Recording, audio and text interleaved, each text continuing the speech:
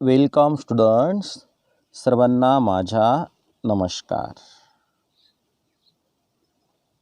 आपण आता टॉपिक बघतोय बँकिंग ऑफ रोड. तुम्हाला पेन्सिल कशी दिसते? Horizontal. This is horizontal surface.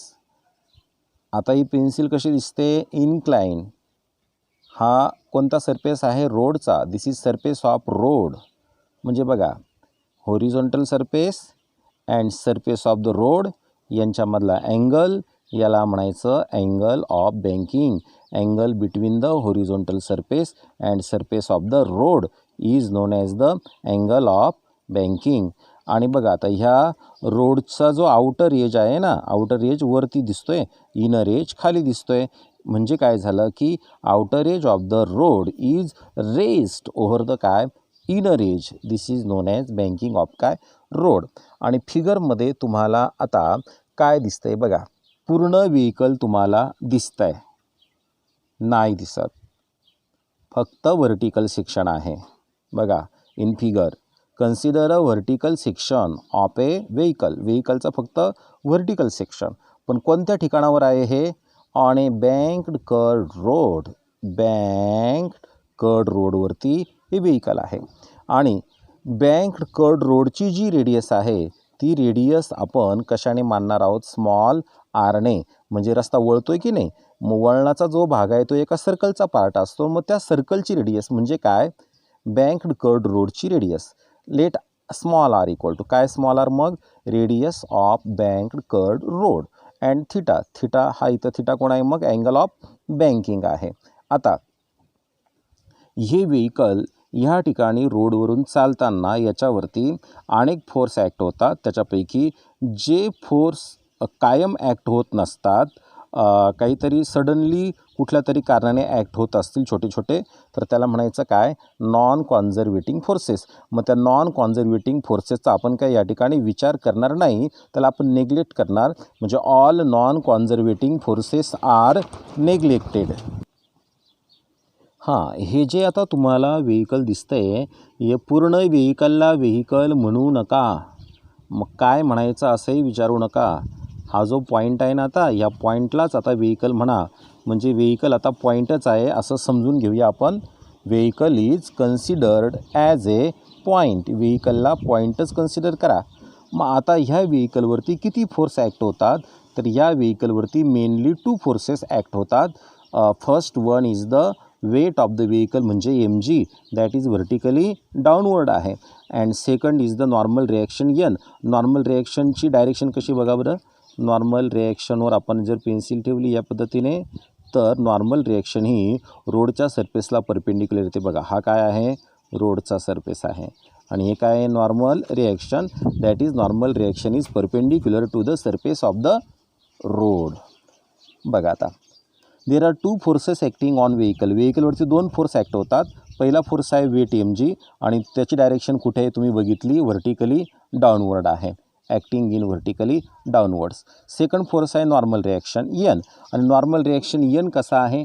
Normal reaction n आहे परपेंडिक्युलर. कोणाला परपेंडिक्युलर आहे? रोडच्या सरफेसला.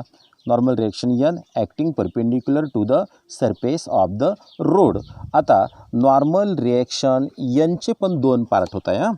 ही नॉर्मल रिॲक्शन n आहे, याचे 2 पार्ट होत आहे. एक पहिला पार्ट आहे हा व्हर्टिकली अपवर्ड पार्ट आहे, n कॉस थिटा आहे. आणि दुसरा आहे हॉरिझॉन्टल पार्ट किंवा horizontal component. And that horizontal component is n sine theta. बघा इकडे आता normal reaction n resolved into 2 components. Normal reaction nचे 2 कॉम्पोनंट रिझॉल्ड होतात. म्हणजे रिझॉल्व याचा अर्थ विभाजित होणं. नॉर्मल रिॲक्शन n रिझॉल्ट म्हणजे विभाजित होते into 2 components. First one is n cos theta. फिगरमध्ये बघा n कॉस थिटा कसा आहे? n cos theta is vertically upward. मी इथं लिहिलं आहे vertically upward component. And n sine theta. n sine theta कसा आहे? हॉरिझॉन्टल कॉम्पोनंट आहे. मग त्याची डायरेक्शन कुठे आहे? हा जो सर्क्युलर ट्रॅक आहे त्याच्या सेंटरकडे आहे. म्हणजे n sine theta horizontal component directed towards the center. सेंटरकडे डायरेक्ट होतो. कोणाच्या सेंटरकडे डायरेक्ट होतो? तो सर्क्युलर ट्रॅकच्या सेंटरकडे. आता आपण काय करणार? ह्या ठिकाणी आपल्याला टोटल किती फोर्स दिसतात बघा. एन कॉस थिटा एक आहे, एन साईन थिटा दुसरा आहे आता, आणि एम जी हा तिसरा आहे. तर कोण कोणाला बॅलन्स करतं पहा. एन कॉस थिटा या व्हेकलला वरती ओढतो असं समजा, आणि एम जी खाली ओढतो आहे. पण व्हेकल वरती जात नाही रस्त्यावरून आणि रस्त्यातून खाली पण जात नाही. याचा अर्थ काय की वरच्या डायरेक्शनने असणारा आणि खालच्या डायरेक्शनने असणारा फोर्स इक्वल आहे. म्हणजे एम जी आणि एन कॉस थिटा एकमेकांना बॅलन्स करतात. तेच इथं दिसते तुम्हाला. N cos theta balances M G. N cos theta M जीला बॅलन्स करतो म्हणजे दोघं इक्वल आहे. इक्वल आहे म्हणजे N cos theta equal to M G असं आपण लिहून टाकलं. याला दिलं इक्वेशन नंबर 1. आता second, horizontal component is N sine theta, आणि याची डायरेक्शन कोणाकडे आहे? सर्क्युलर ट्रॅकच्या सेंटरकडे. आणि सर्क्युलर ट्रॅकच्या सेंटरकडे ज्याची डायरेक्शन असते तो असतो सेंट्रिपिटल फोर्स. याचा अर्थ एन साईन थिटा कोणाचं काम करतो आहे? सेंट्रिपिटल फोर्सचं काम करतो आहे. म्हणजे आपण एन साईन थिटाच्या बरोबर सेंट्रिपिटल फोर्स घेणार, किंवा सेंट्रिफ्युगल फोर्स म्हटलं तरी चालेल, कारण सेंट्रिपिटल आणि सेंट्रिफ्युगल दोघांचं मॅग्निट्यूड सारखंच असतं. बघा, N sine theta acts as centripetal force. मग आता एन साईन थिटा घेतला मी, त्याच्याबरोबर सेंट्रिपिटल फोर्स घ्यायचा. म्हणजे सेंट्रिपिटल फोर्सचा formula M R omega square पण चालेल, M V square upon R हा पण चालेल. एम आर ओमेगा स्क्वेअर किंवा M V square upon R is the centripetal force. आणि याला इक्वेशन नंबर 2 दिला आपण. This is equation 1, equation 2. आपण आता इथं काय करणार? इक्वेशन 2ला इक्वेशन 1ने डिवाईड करणार. म्हणजे इक्वेशन 2च्या लेफ्ट साईडला इक्वेशन 1च्या लेफ्ट साईडने डिवाईड करायचं. एन साईन थिटाला एन कॉस थिटाने डिवाईड करायचं. बघा, एनला डिवाईड एन आला म्हणजे एन कट झाला, आणि साईनला डिवाईड कोण येईल? कॉस. आणि you know that sine theta upon cos theta equal to tan theta झालं. ह्या इक्वलला डिवाईड इक्वल करायचं का? लिहून टाका इक्वल इथं. आता एम आर ओमेगा स्क्वेअरला एम जीने डिवाईड करा. जर एम आर ओमेगा स्क्वेअर नाही घेतला तर मग M V square upon R घ्यायचा. आपण या ठिकाणी M V square upon R घेतो आहे समजा. तर M V square upon R याला डिवाईड काय? M G. तर हा ह्या एमला डिवाईड हा एम केला तर एम कट होईल, उरेल व्ही स्क्वेअर अपॉन आर. आणि व्ही स्क्वेअर अपॉन आर याला डिवाईड परत कोण? जी. म्हणजे आर तर ॲक्च्युअली व्ही स्क्वेअरला डिवाईडच होता, आणि जी परत डिवाईड होईल म्हणजे डबल डिवाईड होईल ना, त्याचा आपण एकच डिवाईड करणार आहोत. म्हणजे आपण असं करणार आहोत बघा, इकडे व्ही स्क्वेअर अपॉन आर आहे ना, व्ही स्क्वेअर अपॉन आर लिहिला आणि त्याला डिवाईड परत काय? जी. तर तो जी ह्या आरच्या शेजारी लिहून टाकायचा. म्हणजे आपल्याला मिळालं tan theta equal to V square upon R G. आपल्याला आता मिळालेलं काय आहे मग? Tan theta equal to V square upon R G. आता tan theta equal to V square upon R G याच्यावरून आपण वेगवेगळ्या व्हॅल्यू मिळवणार आहोत. आता पहिली व्हॅल्यू बघा कशासाठी मिळवायची आपल्याला? मोस्ट सेफ स्पीड, म्हणजे जास्तीत जास्त सुरक्षित वेग आपल्याला आता शोधायचा आहे. तर आपण हा फॉर्म्युला खाली घेणार आहोत. As tan theta equal to V square upon R G. तिथं ॲजचा अर्थ काय होतो? ॲजचा अर्थ होतो असल्याने, हसल्याने नव्हे, असल्याने. As tan theta equal to V square upon R G म्हणजे tan theta equal to V square upon R G असल्याने. मग बघा आता, डिवाईड आर जी टॅन थिटाला इकडे काय होईल? मल्टिप्लाय. म्हणजे R G into tan theta झालं आर जी टॅन थिटा. आणि राईटला राहिलं फक्त V square. Taking square root on both side. V स्क्वेअरचं स्क्वेअर रूट फक्त व्ही, आणि R G tan थिटाचं square root R G tan theta. आणि तुम्ही म्हणाल की इथं फक्त व्ही स्क्वेअर होता, व्ही स्क्वेअरचं स्क्वेअर रूट व्ही एस येत असतं का? व्ही स्क्वेअरचं स्क्वेअर रूट व्हीच येतं फक्त, पण यस का लावला माहीत आहे का? इथं काय दिसतं आहे आपल्याला? Safe speed. सेफचा यस आहे हा, म्हणजे व्ही एस कोण आहे मग? Safe speed equal to root R G tan theta. आता आपल्याला पुढे कंटिन्यू करण्यासाठी सुद्धा हा फॉर्म्युला लागणार आहे, लक्षात ठेवा. फॉर अ पर्टिक्युलर रोड, म्हणजे कोणताही रोड घ्या तुम्ही विशिष्ट, R and theta are constant. कोणताही रोड घेतला तर त्या रोडची रेडियस ऑफ कर्वेचर आणि थिटा म्हणजे अँगल ऑफ बँकिंग हा कसा असेल? फिक्स असेल, तो काही बदलणार नाही, म्हणजे कॉन्स्टंट असेल. आता सेकंड आपल्याला व्हॅल्यू काढायची बँकिंग अँगलची. बँकिंग अँगलची म्हणजे थिटा. आपण पुन्हा घेणार, परत काय घेणार? असल्याने. म्हणजे काय असल्याने? As tan theta equal to V square upon R G असं असल्याने आपण बँकिंग अँगल म्हणजे थिटा काढायचा आहे. म्हणजे मग आपल्याला हा टॅन राईटला पाठवावा लागेल. तो राईटला ट्रान्सफर केला आपण तर टॅन राईटला गेला तर टॅन इनवर्स होईल. म्हणजे इकडे उरलं फक्त theta. Theta equal to tan inverse आणि ब्रॅकेटमध्ये लिहायचं V square upon R G. आणि ह्या फॉर्म्युल्याचा वापर रोडचं डिझायनिंग करताना होत असतो इंजिनियर्सला. It is used during designing of रोडच्या डिझायनिंगमध्ये याचा वापर होतो. आता तिसरी व्हॅल्यू आपल्याला काढायची स्पीड लिमिट काढायचं आहे. स्पीड लिमिट दोन प्रकारचं असतं. दोन प्रकारचं कोणतं? एक लोअर आणि एक काय अपर. कमीत कमी किती स्पीडने, जास्तीत जास्त किती स्पीडने.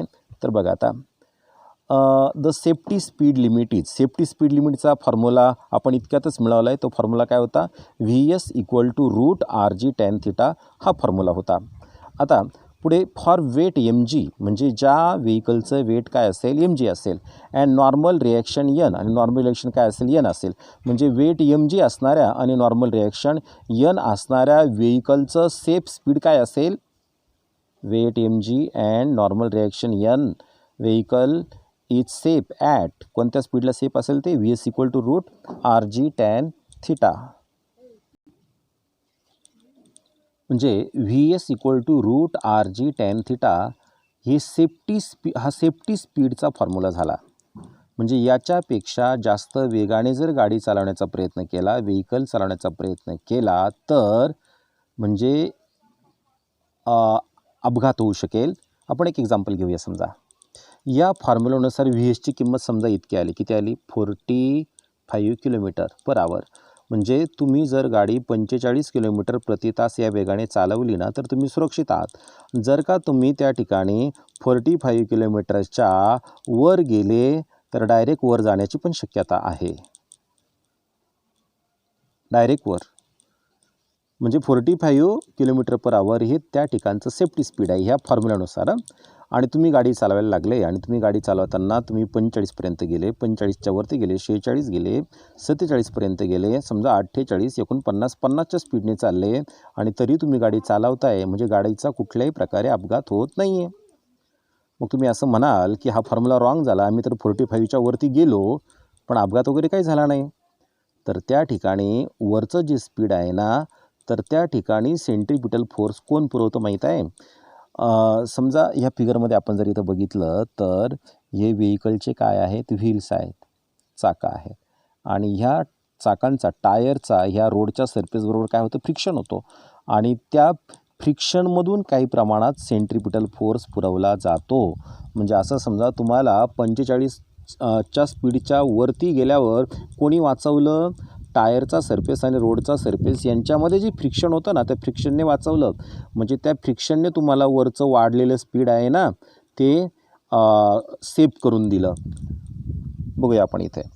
बट बियॉन्ड व्ही एस म्हणजे सुरक्षित वेगाच्या पलीकडे गेलं तर द ॲडिशनल सेंट्रिपिटल फोर्स, म्हणजे सुरक्षित वेगाच्या पलीकडे गेलं तर आपल्याला जो ॲडिशनल सेंट्रिपिटल फोर्स पाहिजे तो सेंट्रिपिटल फोर्स म्हणजे सर्क्युलर मोशनसाठी आवश्यक असतो. तर त्या वेगाच्या पुढे गेलो तर आपल्याला जो सुरक्षित ॲडिशनल सेंट्रिपिटल फोर्स पाहिजे तो कोण पुरवतं? Provided by AP S. AP S म्हणजे स्टॅटिक फोर्स ऑफ फ्रिक्शन. आणि हा स्टॅटिक फोर्स ऑफ फ्रिक्शन कोणामध्ये असतो? रोडच्या सरफेसमध्ये आणि टायरच्या सरफेसमध्ये. म्हणजे between the surface of tyre and surface of road. आता आपण दोन कंडिशन घेणार आहोत. दोन कंडिशन कोणत्या? लोअर स्पीड लिमिट आणि दुसरे घेणार आहोत आपण upper speed limit. Lower speed limit म्हणजे मिनिमम किती स्पीड असायला पाहिजे आणि अपर स्पीड लिमिट म्हणजे मॅक्झिमम किती स्पीड असायला पाहिजे. म्हणजे आपण ज्या रस्त्याने गाडी चालवतोय, ज्या सर्क्युलर ट्रॅकवर आपण गाडी चालवतोय तर त्या ट्रॅकवर चालताना कमीत कमी किती स्पीड असायला पाहिजे, त्याच्यापेक्षा कमी नको. जास्तीत जास्त किती स्पीड असायला पाहिजे, त्याच्यापेक्षा जास्त नको. अशा दोन कंडिशन आपण घेणार आहोत. तर ज्या वेळेला आपण ह्या व्ही एस फॉर्म्युला क्रॉस करून जातो ह्या फॉर्म्युल्याला, तर त्यावेळेला आपल्याला कोणाची मदत झाली? फ्रिक्शनची मदत झाली. फ्रिक्शन म्हणजे स्टॅटिक फ्रिक्शन कोण? फोर्स ऑफ स्टॅटिक फ्रिक्शन काय? AP S. आता दोन फिगरची मी तुम्हाला कम्पॅरिझन करून दाखवतो. Bank road at lower speed limit. Lower speed limit, लोअरचं जर काय केलं आपण? अप्पर केलं. बघा काय आहे या ठिकाणी? Bank road at upper speed limit. म्हणजे आपण दोन कंपॅरिझन करणार आहोत.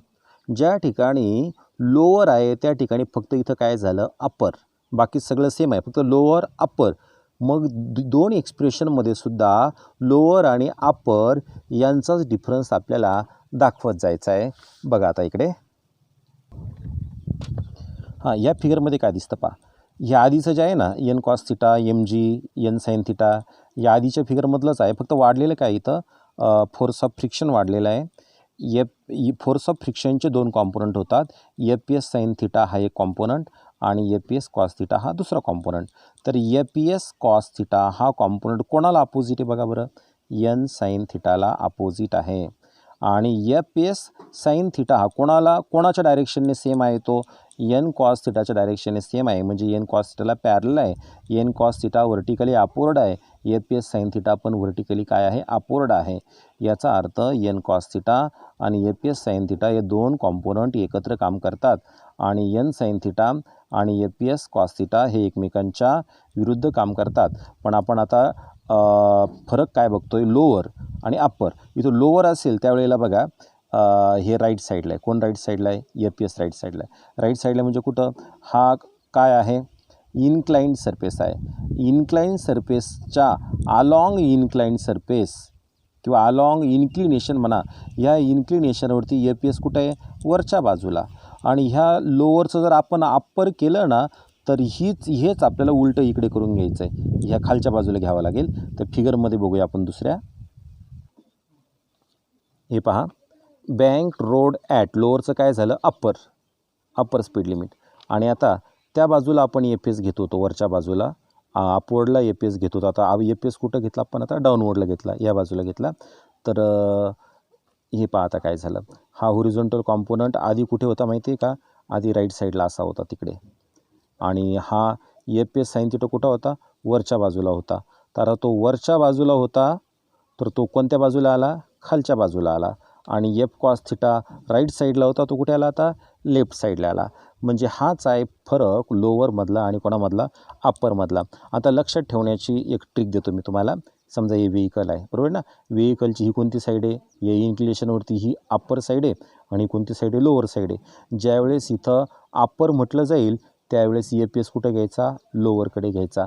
आणि ज्या वेळेला इथं अप्परचं काय राहील लोअर राहील त्यावेळेला एफ पी एस कुठे घ्यायचा अप्पर घ्यायचा त्या बाजूला. आपण आता पुन्हा पहिल्या फिगरकडे जाऊया. आपण आलो आता पुन्हा पहिल्या फिगरकडे. तर ह्या फिगरमध्ये आपल्याला आता काय करायचं बघून घ्या.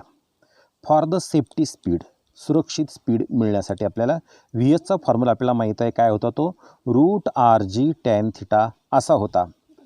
आणि for the speed V one, आता व्ही वन कोणतं स्पीड माहिती आहे का, असं समजा लोअर स्पीड काढायचं ना आपल्याला, ते व्ही वन मानायचं.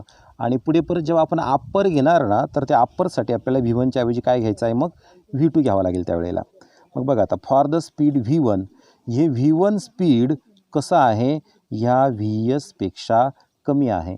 म्हणजे V one is less than V S. मग आता एक करेल मी, व्ही एस हा इथं व्ही एस आहे. मग V one less than V S, V एसच्या जागेवर व्ही एसची किंमत टाका. व्ही एसची किंमत root R G tan theta, V एसच्या जागेवर टाकला root R G tan theta. म्हणजे व्ही वन हा व्ही एसपेक्षा लेस, याचा अर्थ व्ही वन हा रूट आर जी टॅन थिटापेक्षा लेस आहे.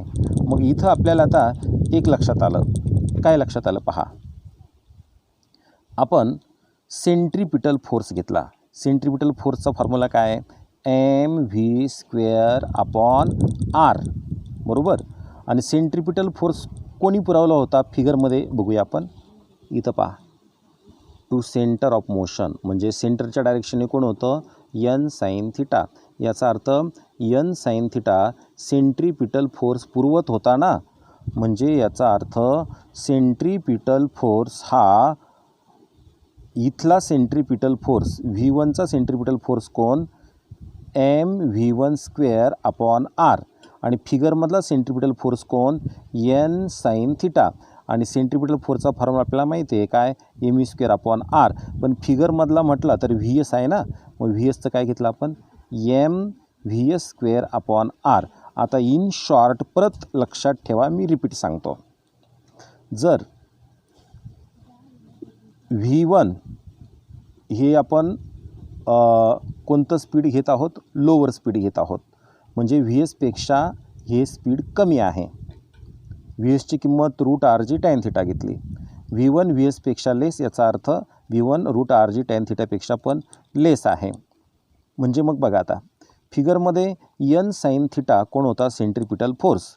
मग V1 हे स्पीड जर कमी आहे, मग V1चा वापर आपण सेंट्रिपिटल फोर्सच्या फॉर्म्युल्यात केला. सेंट्रिपिटल फोर्सचा फॉर्म्युला असा येतो mv स्क्वेअर अपॉन आर, पण आपण व्हीच्या जागेवर काय टाकलं, V1 टाकलं, आणि V1 हा काय होता, लेस होता. याचा अर्थ मग mv1 स्क्वेअर अपॉन आर हा सेंट्रिपिटल फोर्स कोणत्या सेंट्रिपिटल फोर्सपेक्षा कमी आहे, mv एस स्क्वेअर अपॉन आरपेक्षा कमी आहे. आणि mv S square upon R म्हणजेच काय होतं, एन साईन थिटा होता.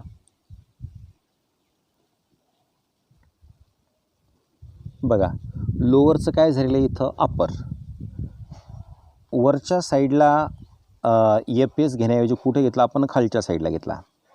आणि मगाचं जे घेतलं होतं काय, V1 लेस दॅन घेतलं होतं ना, कोणापेक्षा, रूट आर जी टॅन थिटापेक्षा. फक्त V1 लेस होता. V1च्या जागेवर आपण आता काय घेतला, V2.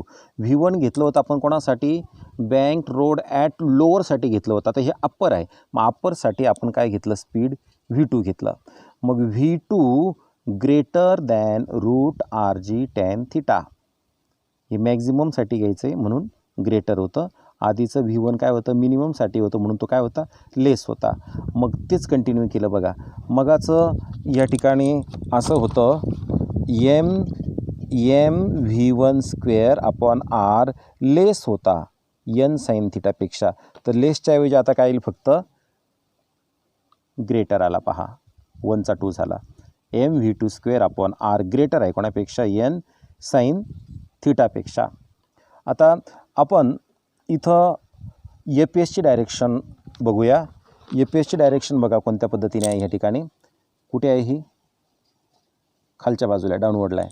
इथं ते लिहिले बघा, here F S is directed along the inclination. F एसची डायरेक्शन ह्या इन्क्लिनेशनवरती आहे, म्हणजे या लाईनवरती आहे. इन्क्लिनेशनवरती आहे, पण वरती जाणारी आहे की खाली येणारी आहे. F S is directed along the inclination, डाऊनवर्डला आहे. आणि मग असं काय होतं, हे होतं बघा, इन्क्लिनेशनवरती आहे पण कुठे येते आता, अपवर्डला आहे. तेच आपण थेरीमध्ये बघूया. F S is directed along the inclination आहे, पण कुठे आहे ते, अपवर्डला आहे. आपण आता एकमेकांना बॅलन्स करणारे फोर्स बघूया. बघा फिगरमध्ये काय दिसते आपल्याला, अपवर्ड फोर्सेस एकत्र करायचे, त्याच्याशी इक्वल डाऊनवर्ड फोर्स असेल. मग डाऊनवर्डला कोण आहे, एकटा एम जी, आणि अपवर्डला कोण आहे, एन कॉस थिटा हा आणि एफ एस साईन थिटा हा, हे दोघं. म्हणजे हे दोघं आहे अपवर्डला आणि एम जी एकटा कुठे आहे, डाऊनवर्डला. म्हणजे ह्या दोघांची ॲडिशन एम जीशी इक्वल असेल. म्हणजे आपल्याला घ्यावं लागेल M G equal to N cos theta plus F S sine theta. अगोदर आपण असं सांगणार की N cos theta and F S sine theta balances. कोणाला बॅलन्स करतात ते, एम जीला. बघूया आपण थेरीमध्ये. बघा N cos theta and F S sine theta are in the same direction, ते एका सेम डायरेक्शनमध्ये, अँड अपोजिट टू एम जीला काय ते अपोजिट आहे. म्हणजे वरच्या डायरेक्शनचे हे दोघं एन कॉस थिटा अँड कोण, एफ एस साईन थिटा, कोणाला बॅलन्सेस करतात, एम जीला. म्हणजे हे दोघं मिळून बॅलन्स करतात, म्हणजे दोघांची बेरीज बघा, दोघांची बेरीज F S sine theta plus कोण, एन कॉस थिटा. आणि हे दोघं कोणाशी इक्वल होतात, एम जीशी. मग इक्वल टू इकडे काय घेतलं आपण, एम जी. याला दिला आपण इक्वेशन नंबर 1. आता परत आपण फिगरमध्ये बघूया. बघा आता लेफ्ट साईडला सेंटरकडे कोणता फोर्स आहे, एन साईन थिटा, आणि राईट साईडला त्याच्या अपोजिट कोण आहे, एफ एस कॉस थिटा. मग आपल्याला माहिती आहे की सर्क्युलर मोशन चालू राहणार आहे, याचा अर्थ सेंट्रिपिटल फोर्स इथं असणार आहे. मग तो centripetal force N sine theta आणि कोण, एपीएस कॉस थिटा दोघांच्या ॲक्शनमधून मिळणार आहे. मग दोघांच्या ॲक्शनमधून कसं मिळणार माहिती आहे का, एन कॉस थिटा हा एपीएस कॉस थिटापेक्षा मोठा असेल, कारण तो मोठा असेल तर व्हेइकल बाहेर घेऊन जाईल, आणि एन साईन थिटा मोठा असेल तर व्हेइकल सर्क्युलर ट्रॅकवर चालेल, आणि व्हेइकल सर्क्युलर ट्रॅकवर चालवायचं आहे आपल्याला, म्हणजे एन साईन थिटा मोठा असेल कोणापेक्षा, एपीएस कॉस थिटापेक्षा. मग मोठ्यातून लहाना वजा करायचा, म्हणजे दोघांचा डिफरन्स काढायचा, आणि दोघांचा जो डिफरन्स असेल ना तो असेल इथं सेंट्रीपिटल फोर्स. म्हणजे एन साईन थिटा मायनस काय करावं लागेल, एपीएस कॉस थिटा, आणि मग मिळेल काय, सेंट्रीपिटल फोर्स, म्हणजे M V square upon R. बघूया आपण पुन्हा थेरीमध्ये.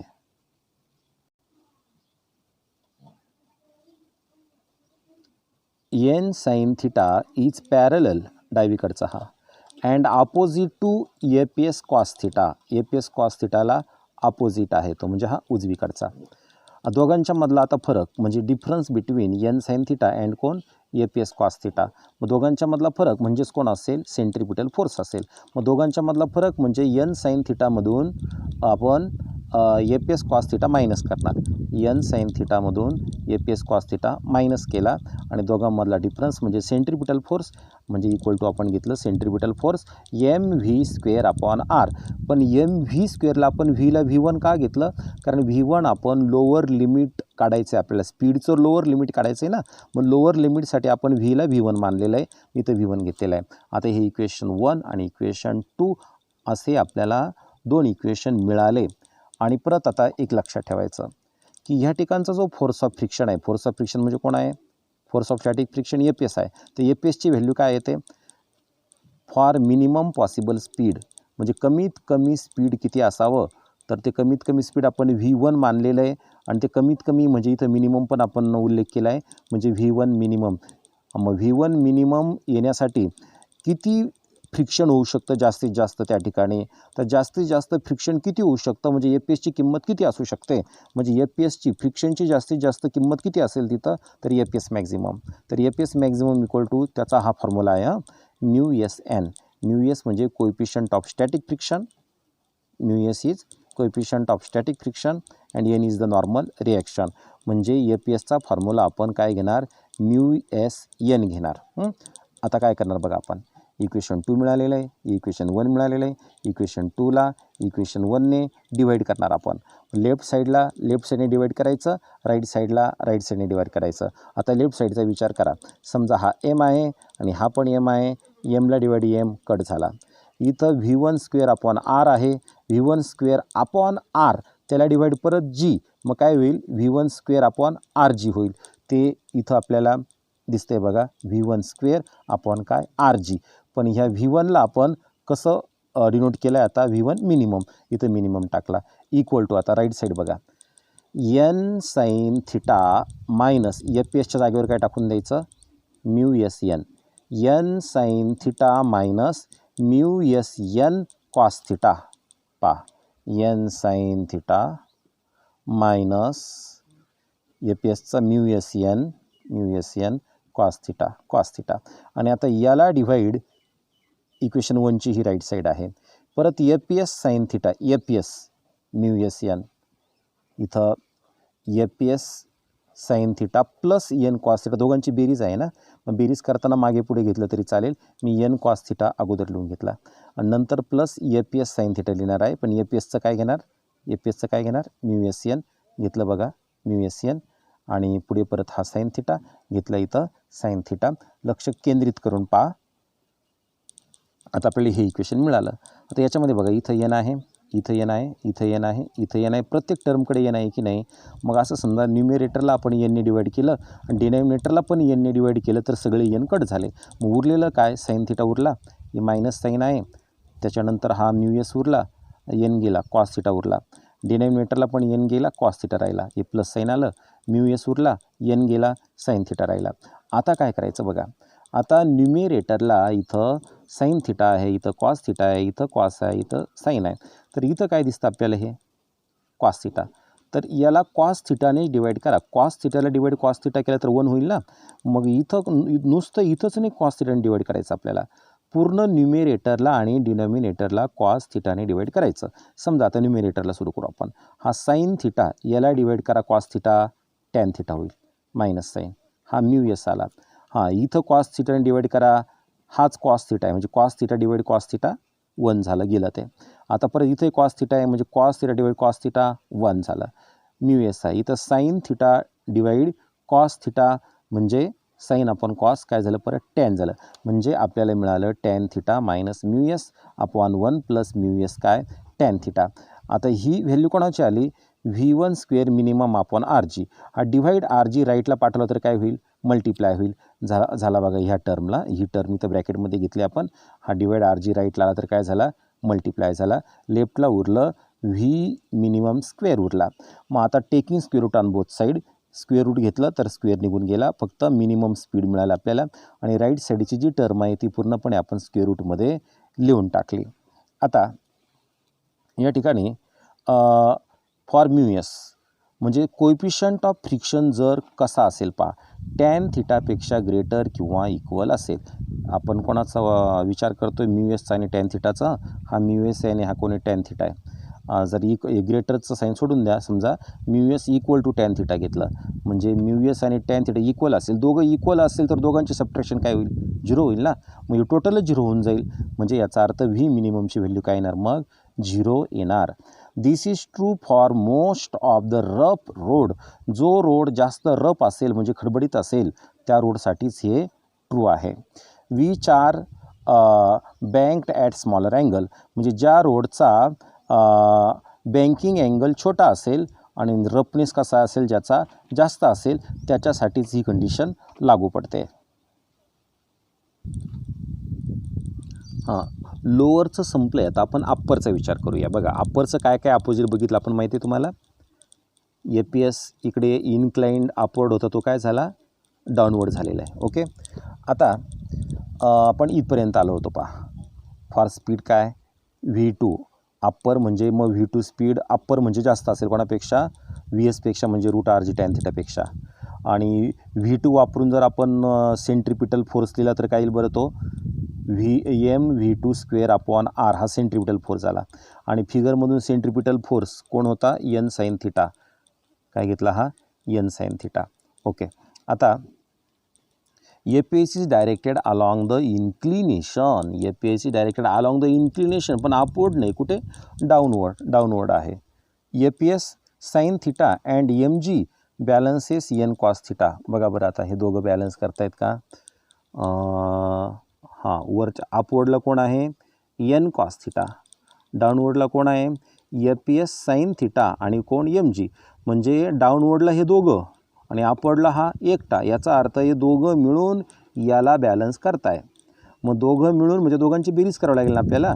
म्हणजे एम जी प्लस काय करावं लागेल APS साइन थिटा. बघा इकडे MG आणि त्याच्यात प्लस कोण आहे APS साइन थिटा आणि इक्वल टू वरचा एकटा कोण एन कॉस थिटा. इथं घेतला आपण एन कॉस थिटा. याचं आपण काय करूया त्या ट्रान्सफॉर्मेशन करूया. कसं करायचं, इकडे फक्त ठेवायचं MG आणि APS साइन थिटा इकडे प्लस, तिकडे गेला तर एन कॉस थिटामधून काय होणार तो मायनस. दिस इज इक्वेशन 3 घेतला आपण. आता याची कंपॅरिझन झाली, अपवर्डची डाऊनवर्डची झाली. आता आपल्याला होरिझॉन्टलचा विचार करायचा. होरिझॉन्टल कोण आहे बघा, आता एन साइन थिटा कुठे आहे लेफ्टला, APS कॉस थिटा पण कुठं आहे लेफ्टला. मग असे आपण पाहिलं दोघं एकमेकांच्या अपोजिट होते ना, मग अपोजिट होते त्यावेळेस दोघांची सबट्रॅक्शन करावी लागली, डिफरन्स काढावा लागला. मग दोघांचा डिफरन्स काढल्यावर सेंट्रिपिटल फोर्स मिळाला. आता हे दोघं अपोजिट नाही आहे, आता हे दोघं पण सेंटरच्या डायरेक्शनने टू सेंटर ऑफ मोशन. मग दोघंही सेंटरच्या डायरेक्शनने म्हणजे दोघं मिळून सेंट्रिपिटल फोर्स पुरवत आहे. म्हणजे दोघांची बेरीज करावी लागेल आपल्याला, कोणाची एन साइन थिटाची आणि APS कॉस थिटाची. बघा दिसते इथं एन साइन थिटा आणि कोण APS कॉस थिटा, दोघांची बेरीज केली आहे, सम केली आहे त्यांची. आणि that sum is equal to centripetal force म्हणजे MV स्क्वेअर अपॉन आर. पण अप्पर लिमिटसाठी जो V आहे तो 2 मानलेला आहे आपण, मग MV2 स्क्वेअर अपॉन आर झालं. दिस इज इक्वेशन 4. बघा also the direction of n sin theta and APS cos theta is same. दोघांची डायरेक्शन सेम होती. विच बॅलन्सेस सेंट्रीपिटल और सेंट्रीफ्युगल फोर्स. तो सेंट्रीपिटल किंवा सेंट्रीफ्युगल फोर्स बॅलन्स करतो. फॉर मॅक्झिमम पॉसिबल स्पीड, जास्तीत जास्त स्पीड म्हणजे V2 मॅक्झिमम मानला आपण आता हे, आणि याच्यासाठी आपण APS काय घेणार, जे मगाशी घेतलं तेच घेणार. काय घेणार, μsn घेणार त्याची व्हॅल्यू. आता जसं आपण मगाशी सॉल्व केलं ना तसंच करायचं अगदी. इक्वेशन 4ला इक्वेशन 3ने डिवाईड करावं लागेल. मगाचं जसं कॅल्क्युलेशन होतं याला त्याने डिवाईड करायचं, त्याच्यानंतर APSची किंमत टाकून घ्यायची, नंतर n कॅन्सल करून टाकायचा. तसं सेम टू सेम स्टेप करायच्या आणि डायरेक्ट इक्वेशन काय मिळेल ते आपण बघणार. मग इक्वेशन 4 डिवाइड इक्वेशन 3. 4ला जर 3ने डिवाईड केलं तर काय मिळेल, V2 मॅक्झिमम म्हणजेच V मॅक्झिमम म्हणजे maximum safety speed equal to √RG bracket tan θ plus μs upon 1 minus μs tan θ. आपण काय करूया, मगाचा मिळालेला फॉर्म्युला आणि हा याच्यामध्ये डिफरन्स काय थोडं कम्पेअर करूया. बघा कम्पेअरिंग असे पहा, ही मॅक्झिमम आहे ना, मॅक्झिममसाठी इथं काय आलेलं आहे प्लस, इथं खाली काय आलेलं आहे मायनस. ज्यावेळेला आपण मिनिमम फाइंड केला ना त्यावेळेला याच्या उलट आहे. उलट कसं, मिनिममसाठी या प्लसच्या जागेवर मायनस आलेलं होतं आणि मायनसच्या जागेवर प्लस आलेलं होतं. बघूया आपण, हे पहा व्ही मिनिममचा फॉर्म्युला आहे, इथं मायनस साईन, इथं काय आहे प्लस आहे. आणि व्ही मॅक्झिममसाठी काय होतं, इथं वरती प्लस होतं आणि इथं मायनस होतं. फक्त साईनमध्ये काय आहे डिफरन्स आहे. इथं व्ही मिनिमम ना, मग न्युमिरेटरला मिनिमम आलं पाहिजे मायनस. इथं जरी व्ही मॅक्झिमम घेतला न्युमिरेटरला मॅक्झिमम आलं पाहिजे म्हणजे काय प्लस. असा डिफरन्स लक्षात ठेवा.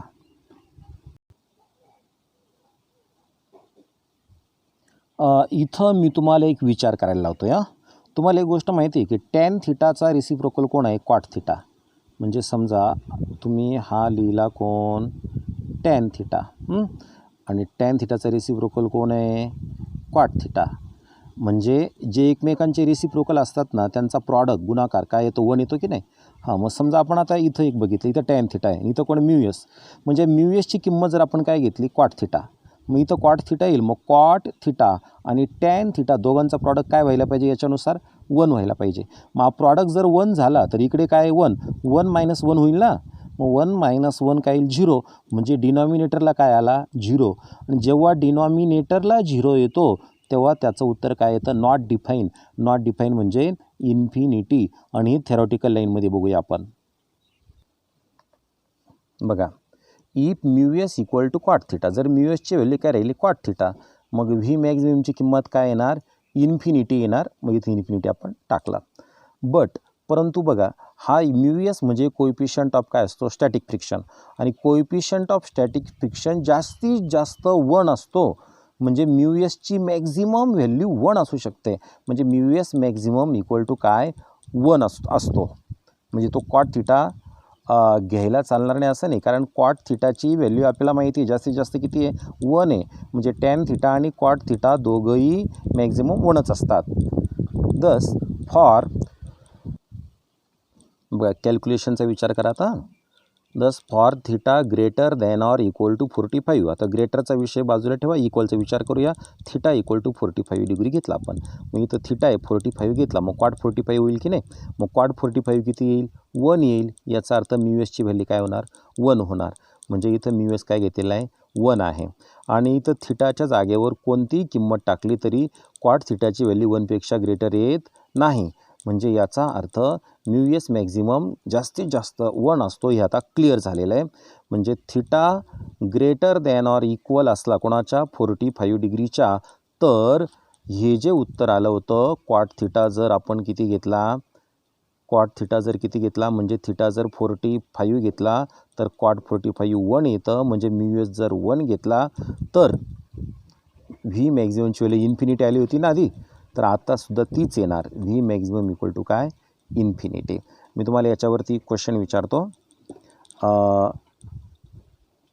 कोएफिशियंट ऑफ स्टॅटिक फ्रिक्शन म्हणजे कोण μs, आणि कोएफिशियंट ऑफ स्टॅटिक फ्रिक्शनची व्हॅल्यू मॅक्झिमम किती असू शकते 1.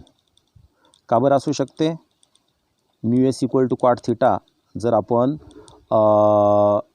घेतला, cot θची व्हॅल्यू जास्तीत जास्त जितकी मोठी येईल ना तेवढी व्हॅल्यू μsची असू शकते. मग cotची व्हॅल्यू जास्तीत जास्त 1 असते. मग cotची व्हॅल्यू जास्तीत जास्त 1, मग 1 व्हॅल्यू कधी येते कॉटची, थिटा 45 असला तर येते, म्हणजे मग थिटा 45 पाहिजे किंवा त्याच्यापेक्षा ग्रेटर चालू शकेल. आणि मॅक्झिमम स्पीड किती येईल तिथं इन्फिनिटी. इन्फिनिटी म्हणजे काय, तुम्ही कितीही वेगाने जाऊ शकाल याचा अर्थ इन्फिनिटी तो. फॉर हेविली बँक्ड रोड, ज्या रोडचं बँकिंग जास्त केलेलं असतं म्हणजे जास्त मोठा अँगल असतो. Minimum limit may be important, minimum limit important असतं म्हणजे ज्याचं अँगल ऑफ बँकिंग जास्त केलेला असतो त्या ठिकाणी जास्त वेगाने गाडी न चालवता कशी चालवायला पाहिजेत आहे, कमीत कमी वेगाने, जितकं कमीत कमी वेगाने चालवता येईल तितकं सुरक्षित मानलं जाईल.